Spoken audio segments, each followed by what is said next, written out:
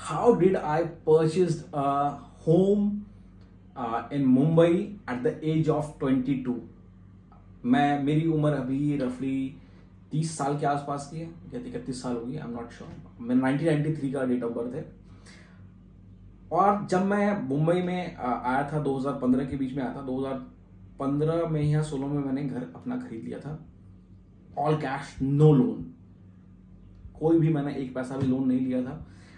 अब मैं इसके बेनिफिट, क्या मैंने सही किया, क्या मैंने गलत किया और क्या आपको करना चाहिए, इस बारे में डिस्कस करेंगे। तो वीडियो को पूरा देखिएगा।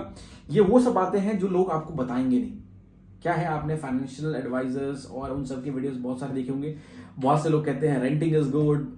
इवन नीलेश कामत जो हैं जरोदा के ओनर, वो बोलते हैं कि आपको रेंट करना चाहिए।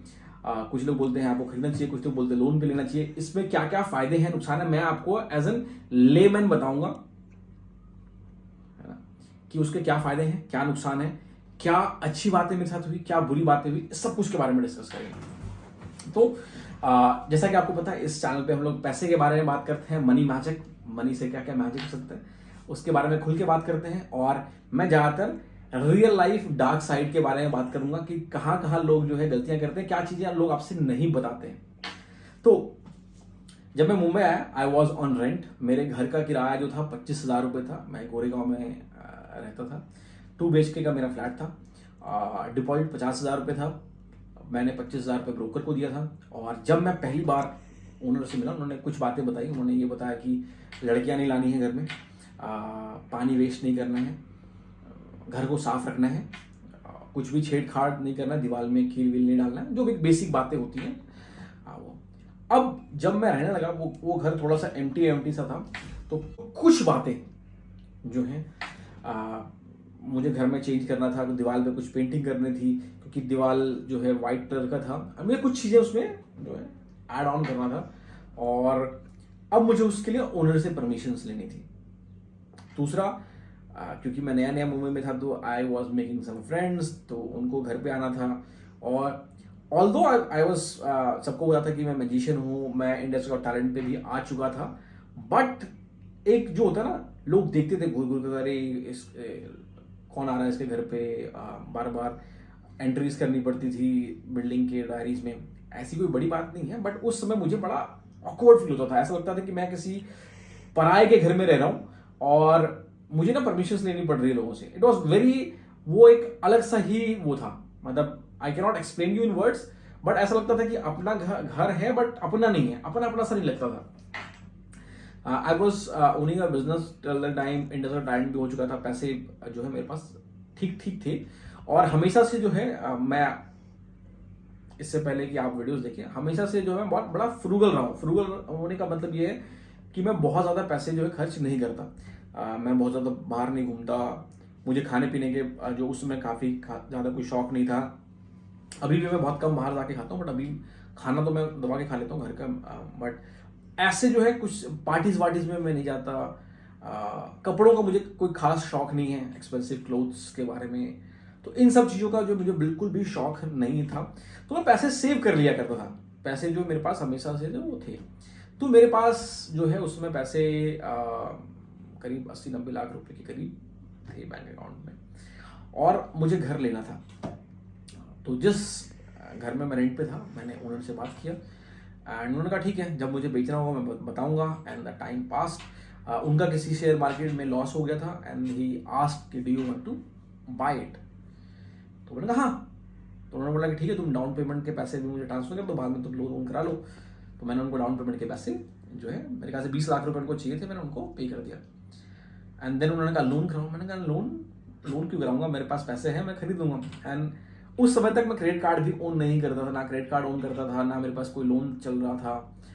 एंड मैं 22 साल का था, ITR वाइटर फाइल होता था। तो मैंने कहा कि हाँ। तो उन्होंने कहा ठीक है। तो उन्होंने बोला, ब्रोकर से बात कराया, मतलब जिन्होंने हमारे को रेंट पे दिलाया था, उसने पेपर वर्क वगैरह सब कुछ किया। And then I transfer all the money to him और मैंने घर को कैश में खरीद लिया। And owner was very happy, he was very good guy. वो इनफैक्ट एयरलाइंस के पायलट रह चुके थे। तो it was a very nice experience. He was very happy कि मैंने 22 साल में घर खरीद लिया। ही इवन कॉन्ग्रेचुलेटेड मी, उन्होंने बोला कि मैं बहुत कम लोगों को जानता हूँ जिन्होंने 22 साल की उम्र में अपना घर खरीदा है। अब घर होने से जो है एक अलग सी फीलिंग आने लगी ना घर में। मैं उस समय मैं और मेरा फ्रेंड ही उस घर में रहा करते थे और मेरी फैमिली लुधियाना में रहा करती थी। It was very nice. अब मुझे ना कोई रोक टोक था, मैं घर को कैसे भी रख सकता था। It was a different kind of feeling. It was a very, मतलब कह सकते ना, एक अमेजिंग फीलिंग, बड़ा अच्छा फीलिंग था। मैंने सारा पैसा जो है कैश में, मतलब जो फुल पेमेंट किया था। अब इसके दो नुकसान हुए। नुकसान ये, एक तो मुझे बड़ा तगड़ा इनकम टैक्स भरना पड़ा क्योंकि मैं उतने पैसे का जो है वो मैंने बिजनेस से निकाल के दिए थे, तो उसका सैलरी मुझे दिखाना पड़ा, तो उसका मुझे इनकम टैक्स भरना पड़ा। दूसरा, अगर आप लोन वोन पे लेते हो तो आपको थोड़ी बहुत इंटरेस्ट पे वो मिलती है, छूट मिलती है आईटीआर वाईटीआर में, क्योंकि मैंने लिया नहीं था तो मुझे ज़्यादा पता नहीं है। इससे फायदे क्या हुए, आज तक कई बार ऐसा आया है कि शोज कम मिल रहे हैं मुझे, कई बार ऐसा आया है कि बिजनेस ढंग से नहीं चल रहा है, कई बार ऐसा आया है कि मैं काम नहीं कर रहा हूँ या बीमार हूँ या कुछ भी प्रॉब्लम्स आई हैं, बट मुझे घर के किराया की कभी टेंशन नहीं हुई है ना। मुझे कभी ये सोचने की जरूरत नहीं पड़ेगी कि मैं पैसे कहाँ से दूंगा रेंट का, या रेंट के पैसे कहाँ से आएंगे। देयर वॉज टाइम जब मैंने पिछली वीडियो में बताया था, कार के वीडियो में, कि मुझे रेंट पैसे देने के लिए दिक्कत हो रही थी, बट घर अपना होने की वजह से जो मुझे वो चिंता कभी नहीं आया, है ना। एक back of the mind it was very secured. काफ़ी अच्छा फीलिंग है कि आपको जो रेंट नहीं देना पड़ता। अगर मैंने इसे ईएमआई पे लिया होता या लोन पे लिया होता तो इसमें दो दिक्कत कहाँ आती है। जब आपका बिजनेस ढंग से नहीं चल रहा है या आपका कोई फाइनेंशियल बर्डन आपके लाइफ पे आ गया है तो ईएमआई वगैरह देने में दिक्कत आ जाती है ना।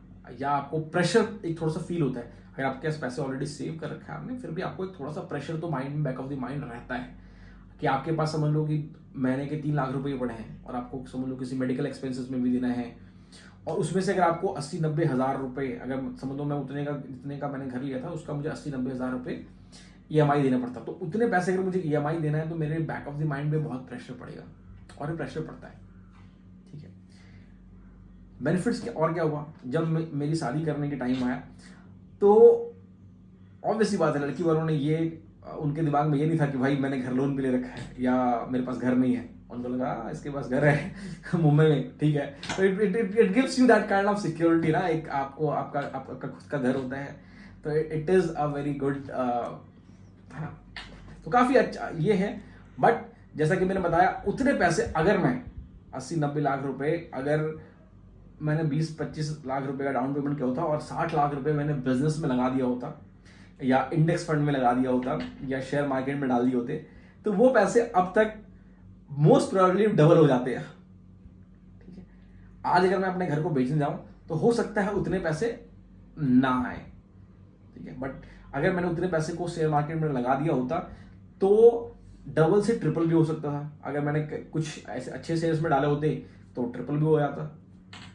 बट ड्रॉबैक ये है कि अगर मैंने उस पैसे को शेयर मार्केट में लगाया होता, कुछ ऐसे फंड्स में लगाया होता जो अच्छा परफॉर्म नहीं कर रही है, तो हो सकता है वो मेरे पैसे आधे हो गए होते, हो सकते हैं मेरे सारे पैसे उड़ गए होते अगर मैं ट्रेडिंग वेडिंग करने लगता।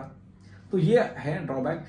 मैं आपसे मेरा अभी लाइफ में रूल ये है कि कोई भी चीज अगर आप 2 बार नहीं खरीद सकते तो मैं उस चीज को नहीं खरीदता। तो आज के समय में अगर मैं घर खरीदता या खरीदूंगा तो मेरे पास, मतलब अगर मैं 80 लाख रुपए का घर खरीद रहा हूं तो मैं 1 करोड़ 60 लाख मेरे पास होने चाहिए, तो जाकर के मैं उस घर को परचेस करूंगा, और बाकी पैसे मैं अपने जगह पे इन्वेस्ट करता रहूंगा। बट आपकी अपनी लाइफ है, आप बताइए घर खरीदना अच्छा होता है, रेंटिंग अच्छा होता है? आप अपनी स्टोरी बताइए, आपके बारे में मैं जानना चाहूँगा, और नीचे कमेंट करके बताइए कि आप क्या जानना चाहेंगे, क्या डिस्कस करना चाहेंगे मनी के बारे में, इन्वेस्टिंग के बारे में। मैं आपसे मिलता हूँ अगली वीडियो में। Till then guys, have fun.